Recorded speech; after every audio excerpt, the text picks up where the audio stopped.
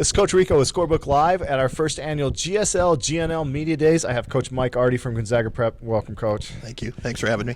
Hey, this summer, I'm sure you guys played a little summer ball. Tell me a little bit about some of the things that you saw that have you excited about the season, but maybe also some things that you see that you'll have a little work to do before the actual season starts. Well, first and foremost, for the first time in 3 years, we're healthy. We have all the players at our disposal that we're going to have, and because that's been a problem for us the last couple of years.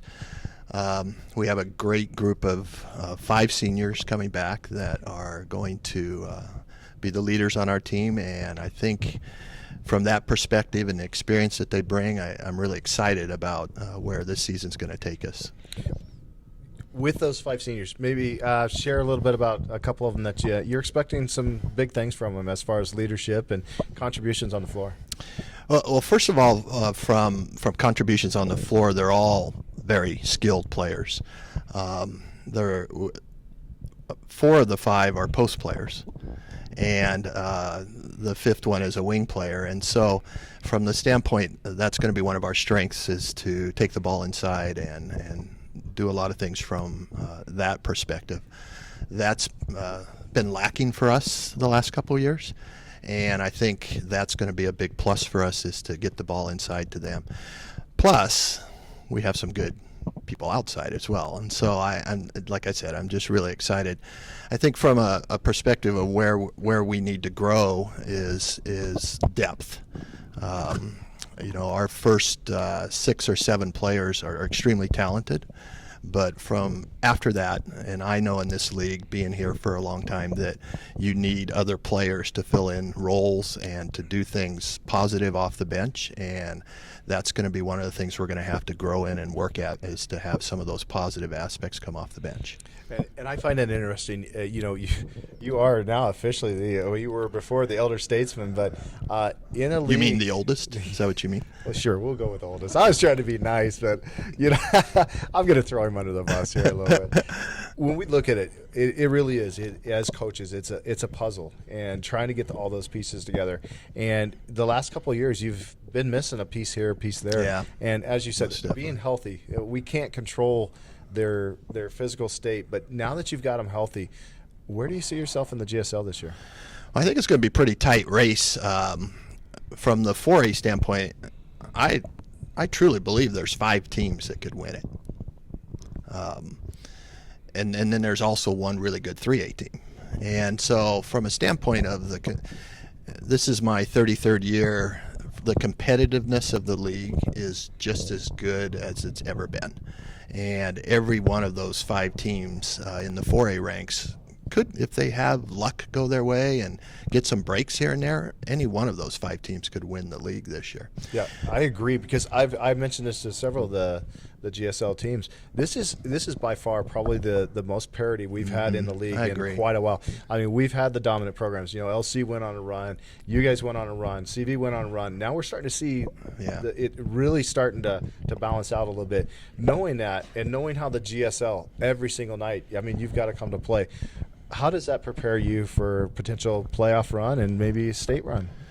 Well, I've always thought that if you can get through our district tournament and get into a regional or state type qualifying games, that we're at a huge advantage, because for the most part in our 20-game schedule, there's not many gimmies, and it prepares you to play those high pressure games that you'll play at the end of February and the beginning of March.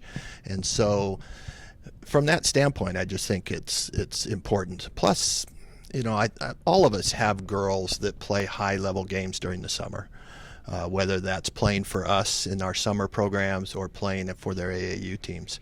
And playing in those high-level games, I think, just prepares girls mentally for that pressure that will ensue when we play playoff games.